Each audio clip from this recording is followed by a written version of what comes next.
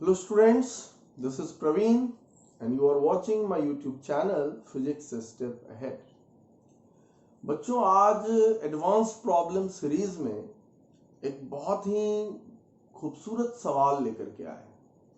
यह problem select किए हैं लेस्लो हॉलिक्स के प्रॉब्लम बुक 300 क्रिएटिव प्रॉब्लम्स में से। प्रॉब्लम जैसा कि तुमने अभी देखा ही है, इस प्रॉब्लम में कह रहा है कि दो मेश है, वायर मेश है ना। वायर मेश हुआ कि जैसे तार की जाली हम लोग बनाते हैं ना, ये तार की जाली, और ये दोनों जाली पैरेलली प्लेस्ड है और सेपरेशन काफी कम है, ये D1 और D2, और इसके बीच में एक पोटेंशियल डिफरेंस V0 क्रिएट किया गया है। ओरिजिनल प्रॉब्लम में V है, मैंने उसे थोड़ा मॉडिफाई कर दिया है क्योंकि कंफ्यूजन ना हो, क्योंकि स्पीड भी V लिया गया है, इसलिए तो मैंने बदल दिया, V0 कर दिया। तो इसके बीच में एक V0 पोटेंशियल डिफरेंस अप्लाई किया गया है ना।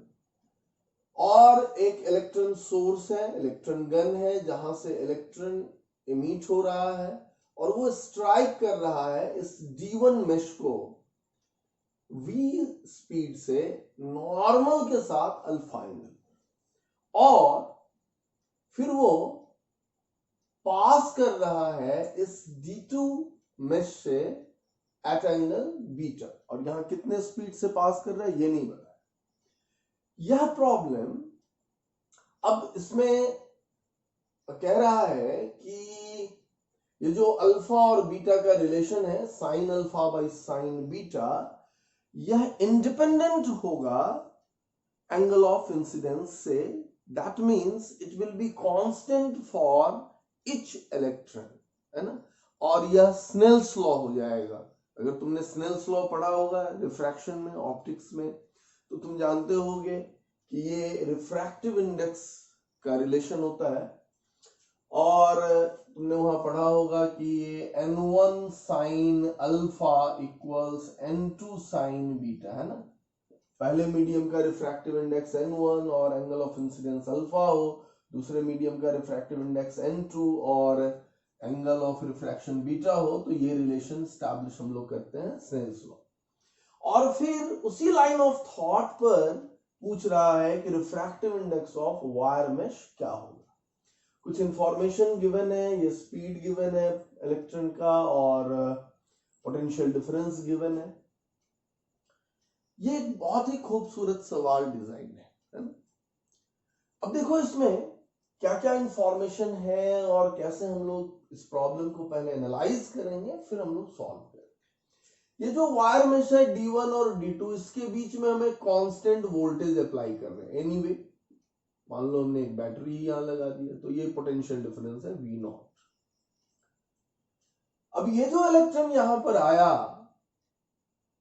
V स्पीड से, और जो यहां से जा रहा है, सपोज करो ये स्पीड है V प्राइम,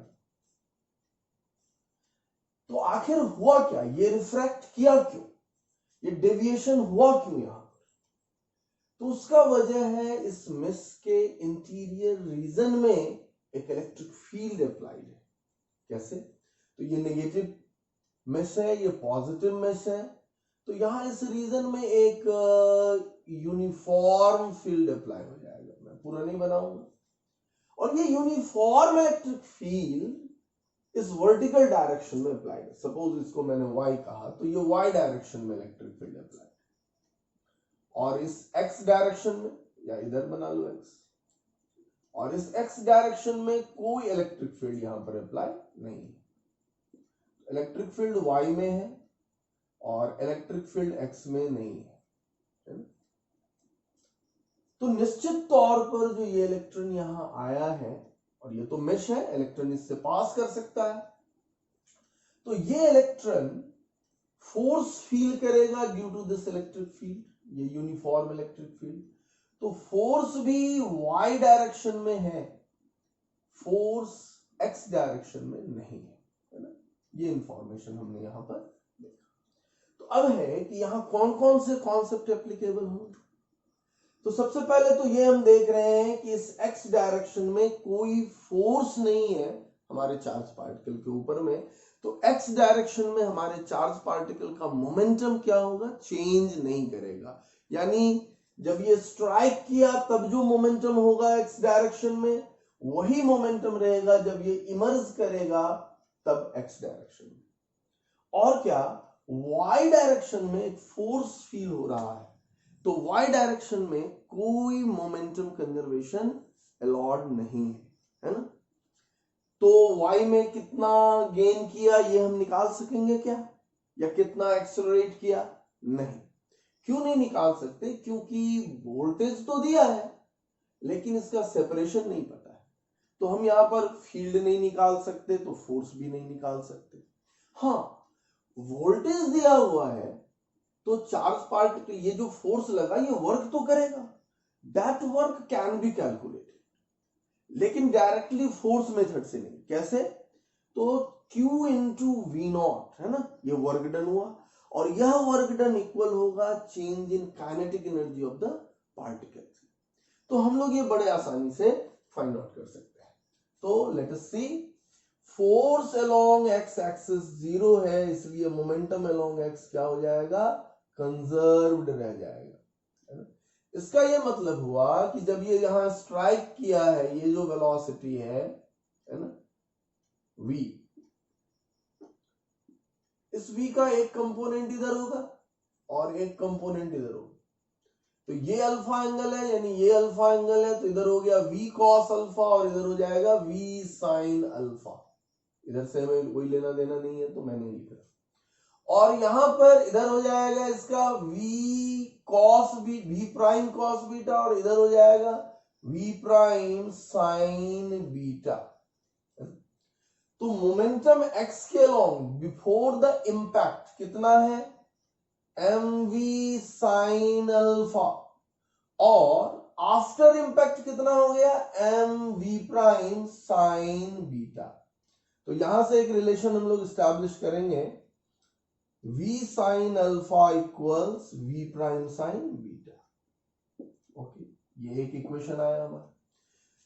दूसरा हम लोग क्या लगाने जा रहे हैं, वर्क एनर्जी थ्योरम लगाने जा रहे हैं, क्योंकि यहां पर एक सिंगल फोर्स काम कर रहा है, that is the electrostatic force, जो ये पोटेंशियल डिफरेंस क्रिएट कर रहा है।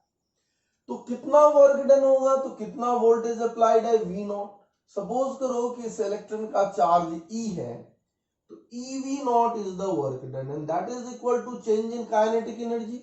सो फाइनल स्पीड v प्राइम है, तो काइनेटिक एनर्जी हो गया v prime square, half mv prime square, minus initial kinetic energy is half mv square.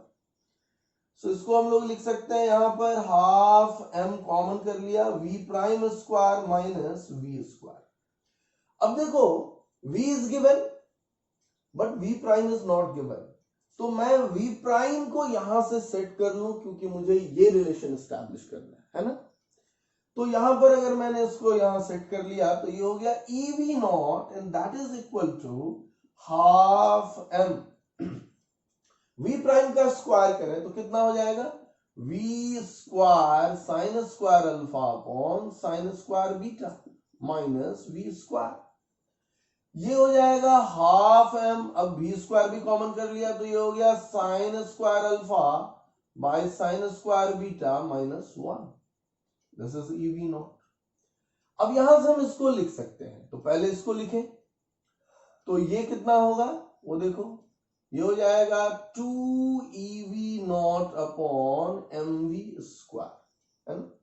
फिर अगर हम इसको लिखेंगे तो यहां से 1 इधर आके प्लस हो जाएगा, सो दिस, और ये हो गया हमारा sign square alpha upon sine square beta.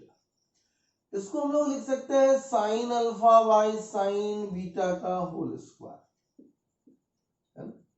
तो यहां पे बड़े आसानी से हम लोग sign alpha by sine beta लिख सकेंगे, कितना, 2EV not upon mv square plus 1 का स्क्वायर, है ना।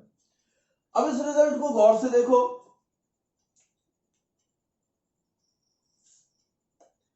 इसमें ये कितना एस्टैब्लिश करना था, कांस्टेंट एस्टैब्लिश करना था। अब देखो यहां पर ये कांस्टेंट है या नहीं, ई इलेक्ट्रॉन का चार्ज कांस्टेंट है, वोल्टेज गिवन है कांस्टेंट है, मास इलेक्ट्रॉन का एम इलेक्ट्रॉन का मास है गिवन है, और वी स्पीड स्ट्राइकिंग स्पीड है इलेक्ट्रॉन का, तो ये भी यहां पर गिवन है क्योंकि एक इलेक्ट्रॉन गन या इलेक्ट्रॉन सोर्स से आ रहा है तो ये एक फिक्स स्पीड होगा।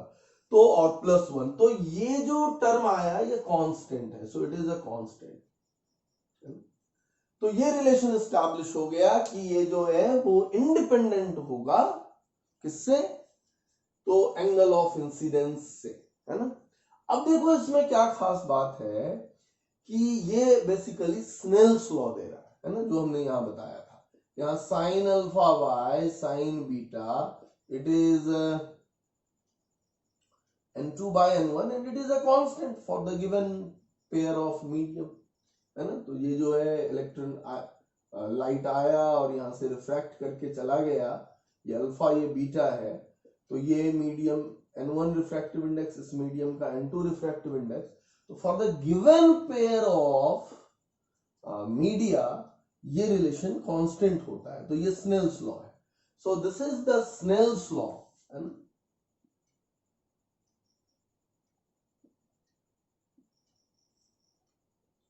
For deviation of electron through the mesh of wire।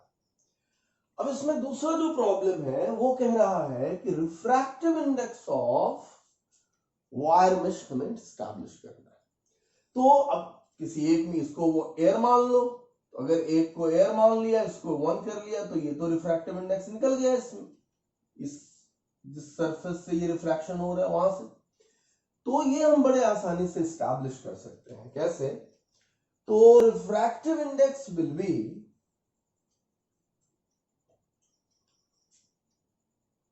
Sign alpha by sine beta.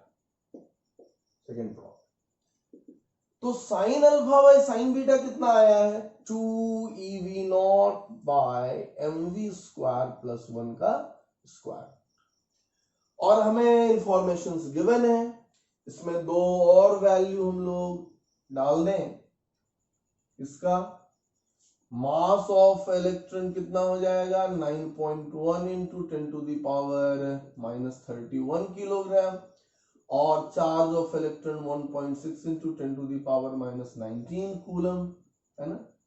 इस वैल्यूज को अगर हम यहां पर पुट करते हैं तो ये क्या आएगा। I am not interested in the calculation of this values, ये बेवजह वीडियो साइज हमारा बड़ा कर देगा।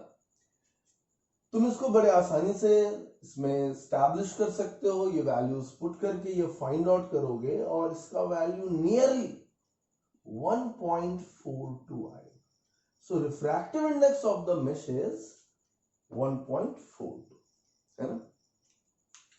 तो ये एक बहुत ही खूबसूरती से डिजाइन किया हुआ प्रॉब्लम था, है ना, और हम लोगों ने इसमें कैसे क्या कॉन्सेप्ट अप्लाई किया वो भी काफी बेहतरीन अप्रोच है ना। इस सीरीज में मैं और भी इस तरह के बहुत सारे प्रॉब्लम लाऊंगा जो डिफरेंट टेक्स्ट से होगा, है ना, जो कि तुम्हारे प्रिपरेशन को एक्सेलरेट कर देगा, है ना। तो तुम्हारे कॉम्पिटिटिव एग्जाम्स के लिए बहुत ही जरूरी प्रॉब्लम्स हैं, है ना। मैं और भी कोशिश कर रहा हूं कि और भी अच्छे सवाल को कलेक्ट करूं और तुम्हारे पास लेकर के आऊं। तुम्हें ये वीडियो कैसा लगा ये मुझे जरूर बताना कमेंट बॉक्स में, और हाँ, इसे लाइक शेयर और सब्सक्राइब जरूर करो, है ना। We need your support. Okay, thank you for watching.